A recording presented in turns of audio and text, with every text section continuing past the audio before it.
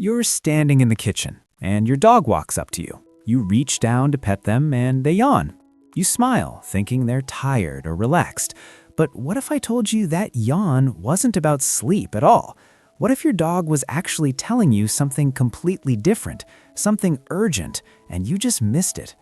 Most people think they know when their dog is stressed. We imagine a frightened animal, tail tucked, cowering in the corner, maybe growling or barking.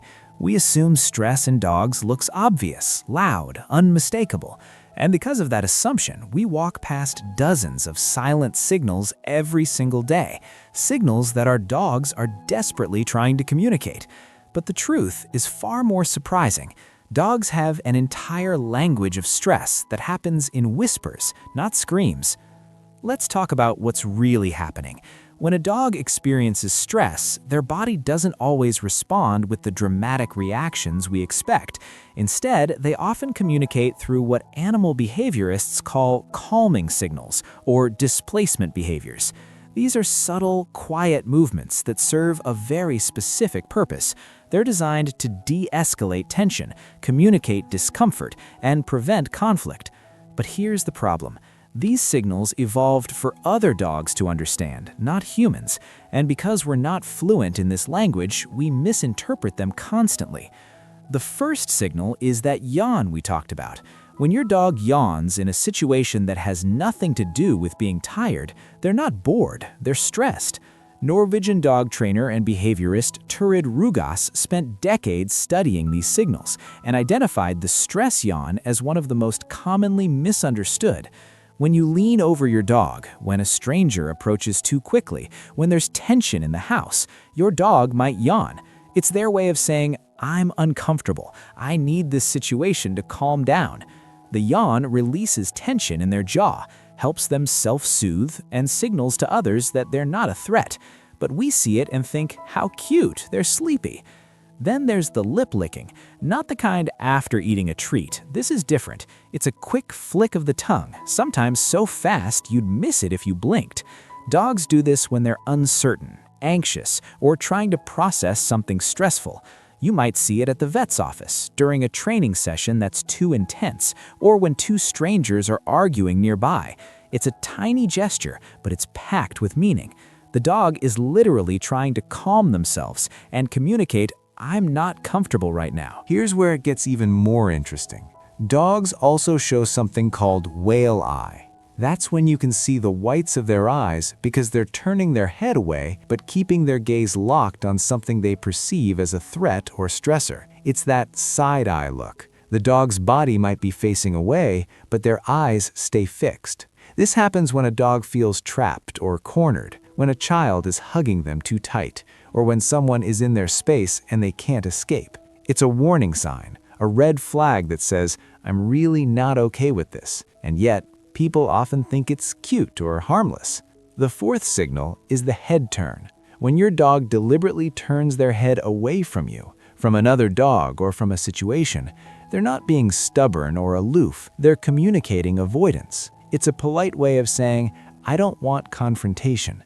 This is deeply rooted in canine social structure. In the wild, direct eye contact can be a challenge, a precursor to conflict. Turning the head away is a dog's way of diffusing that energy. But in our homes, when we call our dog and they turn their head, we often interpret it as disobedience. We might get frustrated, raise our voice, move closer, and in doing so, we escalate the very stress the dog was trying to reduce. Then there's freezing. Not the playful pause before a chase. This is different. This is when a dog goes completely still, stops moving, stops wagging, stops engaging. It's as if they've turned to stone. Freezing is part of the classic fight, flight, or freeze response. When a dog feels they can't fight and they can't flee, they freeze. It's a survival mechanism, but because the dog isn't growling or running away, people assume everything is fine. They might continue petting, continue approaching, continue the interaction, and the dog's stress compounds. The sixth signal is panting when the dog isn't hot or hasn't been exercising. Stress panting looks different from regular panting. It's often faster, shallower, and happens in situations where there's no physical reason for it. Maybe you're at a crowded park. Maybe there's a thunderstorm brewing. Maybe you've just rearranged the furniture and everything smells and feels different. The dog's nervous system is activated, their heart rate increases, and they start to pant. It's a physiological response to emotional discomfort, but we overlook it, thinking, oh, they're just warm. And finally, there's the lifted paw. You might see your dog sitting or standing with one front paw slightly raised off the ground. It looks almost elegant, like they're posing, but this is often a sign of uncertainty and stress. It's a hesitation, a physical manifestation of internal conflict. The dog doesn't know what to do next. They're unsure, anxious, waiting for the situation to resolve. Hunting breeds do this instinctively when they're pointing, but in a non-hunting context, it's frequently stress-related. Now, let's talk about why this matters so much. A study published in the journal Applied Animal Behavior Science examined how well dog owners could read their pets' stress signals.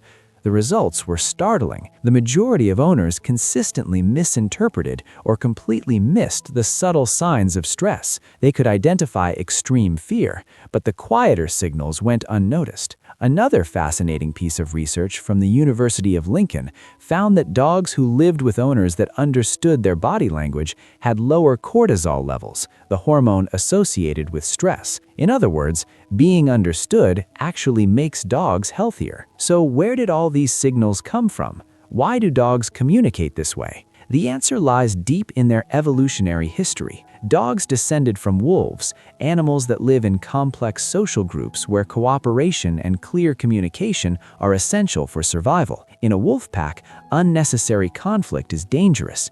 It can lead to injury, weaken the pack, and reduce their chances of survival. So wolves, and eventually dogs, developed a sophisticated system of body language designed to prevent aggression before it starts. These calming signals are the diplomacy of the canine world. They're peace offerings, white flags, conversation starters that say, let's not fight. But here's the surprising discovery that most people never consider. Dogs don't just use these signals with each other, they use them with us. They've adapted their communication to try and bridge the gap between species. When your dog yawns at you, licks their lips, or turns their head, they're trying to talk to you the only way they know how. And when we don't respond, when we ignore those signals or misread them, it creates a breakdown in communication. The dog learns that their language doesn't work with you. They might stop trying, or worse, they might escalate to more obvious behaviors, like growling or snapping, because the subtle approach failed. This has real-life impact that ripples through everything. Think about the dog who bites out of nowhere. In almost every case, that dog gave warning signs. They yawned, they licked their lips, they showed whale eye, they froze. But no one noticed, no one intervened. The stress built and built until the dog felt they had no choice but to use their teeth to create distance. And then the dog is labeled aggressive, when in reality, they were simply unheard. Understanding these 7 silent signals can prevent bites, reduce anxiety, and fundamentally change the relationship between you and your dog. Here's what you need to pay attention to. Context is everything. A yawn after a nap is just a yawn, but a yawn when your toddler is climbing on the dog, that's stress. Lip licking after drinking water is normal, but lip licking when a stranger reaches out to pet them, that's discomfort. Start watching your dog in different situations. Notice the small things.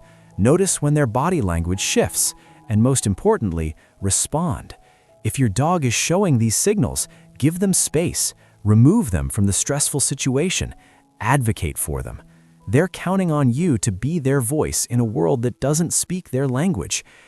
There's something profoundly beautiful and heartbreaking about this. Dogs have been living alongside humans for over 15,000 years. They've learned to read our facial expressions, our tone of voice, our emotions. They can detect changes in our body chemistry, sense when we're sick, know when we're sad. They've become experts in us, and yet we often fail to return the favor. We share our homes, our lives, our hearts with these animals, but we miss the quiet ways they try to communicate their feelings. Imagine living with someone who never quite understands what you're saying, no matter how clearly you try to express yourself. That's what it's like for so many dogs. But it doesn't have to be that way. Now you know. You know that a yawn can mean stress, that a lip lick is a signal, that whale eye is a warning, that a head turn is avoidance, that freezing is fear, that panting can be anxiety, and that a lifted paw is uncertainty. You have the knowledge. The question is, will you use it? Will you start paying attention to the silent signals, the whispers your dog is sending? Because once you do, everything changes. You'll see your dog differently, you'll understand them more deeply, and they'll feel safer, calmer, more understood. That's the gift of learning their language. If this changed how you see your dog, subscribe to the channel, because next time we're uncovering something even more fascinating. Why does your dog follow you to the bathroom? The answer involves pack behavior, evolutionary psychology, and a truth about your bond that might just make you cry. You won't want to miss it.